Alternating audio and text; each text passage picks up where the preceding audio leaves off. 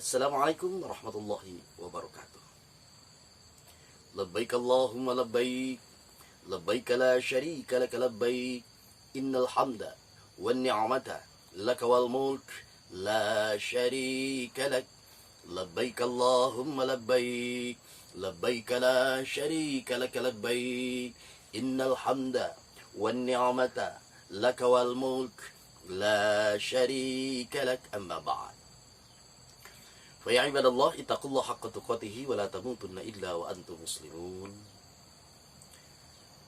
Sahabat Indonesia dimanapun Anda berada, juga pemirsa Solihin dimanapun Anda berada, semoga kita sehat selalu, berada dalam kemuliaan Allah Subhanahu wa taala. Allah memberikan kebahagiaan baik dunia maupun akhirat, kesejahteraan dunia baik di negeri dunia maupun di negeri akhirat. Pada segmen kali ini kita akan mencoba bagaimana kaitannya umroh dengan haji. Kalau kita kembalikan kepada dasar, maka salah satu di antaranya ada kewajiban-kewajiban syarat rukun Islam. Yang pertama, ya istilahnya yang kita kenal dengan ibadah haji. Seseorang yang berangkat ke tanah suci Makkah Mukarramah Madinah Al-Munawwarah tentunya harus tahu rambu-rambu, koridor-koridor yang ditetapkan oleh hukum Islam. Salah satu di antara haji. Haji itu banyak orang yang senantiasa berangkat ke sana, tapi hanya ke sana tidak memiliki tiga kriteria haji. Tidak tahu syarat dan rukunnya haji. Tidak tahu paharaman-paharamannya, ikhramnya seperti apa, tawafnya seperti apa. Itu semuanya sudah diajarkan oleh baginda Rasulullah SAW. Kita kembali ke dulu, Sar. Apa sih yang melatar belakangi haji? Yang pertama ada syarat rukun haji. Yang pertama, al-Islamu. Islam. Tidak sah, tidak wajib haji bagi orang non-muslim. Yang kedua, baligh. Baligh ukuran laki-laki 19 tahun, wanita 9 tahun. Itu patokan utama. Yang ketiga, punya akal. Tidak sah melaksanakan haji atau umroh orang yang gila. Itu tidak ada kewajiban. Terus yang berikutnya, merdeka. Al-hur, merdeka. Jadi tidak hamba sahaya, tidak budak, tidak orang yang diperjualbelikan kalau zaman dulu. Yang terakhir adalah istato'a. Bagi orang yang mampu, dalam Quran bukan manistagna, tapi manistato'a. Bagi orang yang mampu. Mampu ini berbagai kata. Bisa diartikan dengan berbagai macam. Mampu kita berjalan ke Makkah, saking wajibnya mampu jalan. Mampu renang-renang, mampu ngutang-ngutang, itu mampu. Asal dibayar. Nah, lantas, sementara sekarang ini, kalau ada sebuah pertanyaan, apa sih bedanya haji dengan umroh? Pada dasarnya umroh itu adalah haji juga, cuma hajinya kecil, tidak masalah. Haji juga kecil jadi haji, tidak masalah. Jadi kita disebut Pak Haji, tidak apa-apa. Tidak disebut Pak Haji, tidak masalah. Karena itu yang memberikan cap haji itu. Apa sih yang melatar belakangi manusia untuk berlomba-lomba untuk melaksanakan ibadah haji? Karena pasti tahu al-hajjul mabrur laisa lahu jazaa'un illal jannah.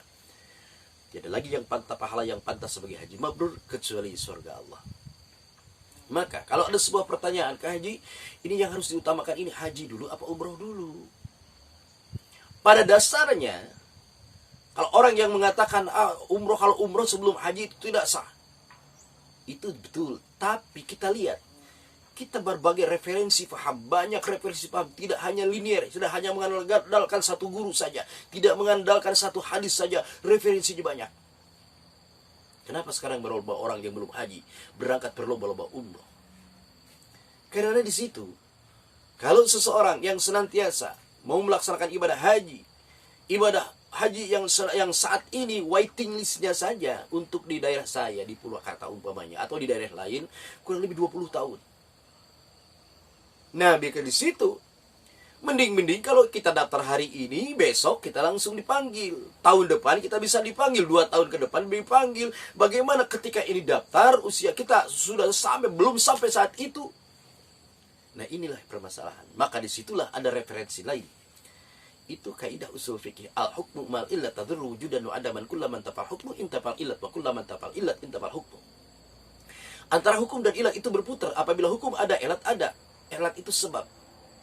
Apabila elat gak ada, hukum pun lenyap. Kenapa kita dilarikan ke umroh? Maka andai kata seseorang yang sudah mapan dalam hidupnya, duitnya punya ada, rezekinya sudah banyak, sudah melimpah, bahkan sudah ada kena kewajiban haji, tiba-tiba dia tidak ada sedikit pun terlintas dalam hatinya untuk melaksanakan, menunaikan ibadah haji, keburu meninggal, maka pilih, kata Rasulullah, ketika meninggal pilih satu di antara dua. Yang pertama, kafir Yahudi atau kafir Nasrani. Ini yang kita khawatirkan. Maka di situ karena elat al-hukmu ma illa tadru jalwana. Kenapa di situ ada elat? Sebabnya karena di situ waiting listnya yang menjadi sebab. Waiting listnya 20 tahun, maka jadi jatuh hukumnya itu al-umrah hukmuha wajibun.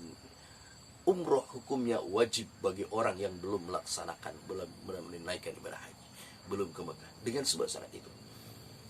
Nah, kita berbicara umroh, yang pertama berangkatkan itu, yuk kita sama-sama berumroh. Ingat satu tujuan, satu konsep. Qasdu Makkah lin nusuk. Tujuan kita berangkat ke tanah suci itu untuk beribadah kepada Allah. Maka setelah sampai ke itu kita harus pasrah diri. Aman farada fihinnal hajja fala rafatha wala fusuqa wala jidala fil hajj. Dan siapa yang sudah ditakdirkan oleh Allah sampai kepada saatnya yang sudah dipanggil oleh Allah Subhanahu wa taala, fala rafatha, maka mulai kita calon-calon jemaah haji, calon-calon jemaah umroh mulai saat ini hifdzul lisan, menjaga lidahnya dari kata-kata yang kotor, dari kata-kata yang menyakitkan hati orang lain, dari kata-kata perbuatan-perbuatan, perilaku-perilaku kita yang sekiranya menyinggung perasaan orang lain. Wala fusuqa, dan janganlah berbuat fasik. Fasik, pengertian fasik itu adalah salah satu seorang muslim, dia muslim, akan tetapi dia melakukan dosa besar, senang, dosa gede, senang, dosa kecil juga senang. Karena Islam itu macam-macam, di samping Islam KTP banyak dari Islam.